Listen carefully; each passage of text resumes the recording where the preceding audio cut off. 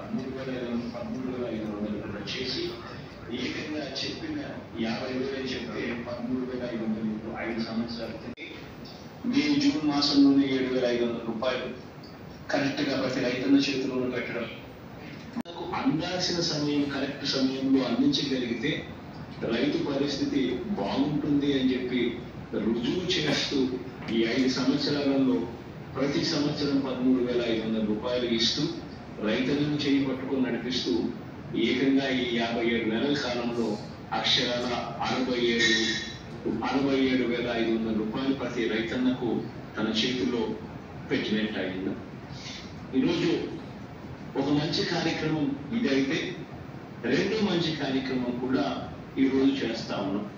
ఈరోజు చేస్తా ఉన్న ఈ రెండో మంచి కార్యక్రమం ఏమిటి అంటే రైతన్నలకు క్రమం తప్పకుండా వారు పంట రుణాల కింద ఏదైతే తీసుకుంటారో బ్యాంకుల దగ్గర నుంచి పంట రుణాలు ఏదైతే తీసుకుంటారో ఆ పంట రుణాలన్నీ కూడా ఖచ్చితంగా రైతన్నలు క్రమం తప్పకుండా బ్యాంకులకు కట్టే కార్యక్రమం ఎప్పుడైతే చేస్తారో బ్యాంకులకు రైతన్నల మీద నమ్మకం కలుగుతుంది.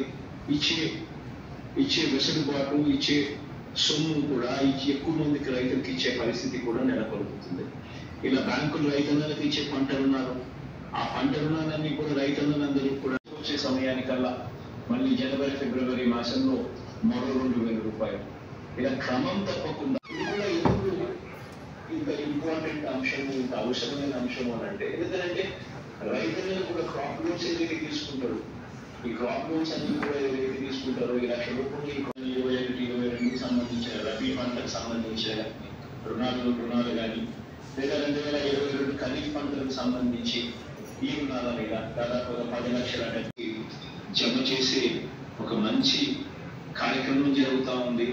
దేవుడి మంచి అవకాశాన్ని నాకు ఇచ్చినందుకు దేవునికి ప్రజలకు ఎప్పటికీ కూడా సదా రుణపడి ఉంటారని సందర్భంగా కూడా తెలియజేస్తా ఉన్నాను. 1 లక్షల మంది రైతన్నలకు మంచి ప్రతి అడుగును కూడా చేయి పట్టుకుని నడిపిస్తా ఉన్నాం. తోడుగా ఉంటూ ప్రతి అడుగు కూడా వేస్తూ వచ్చాం. నవరత్నంలోని ప్రతి పథకం దాదాపుగా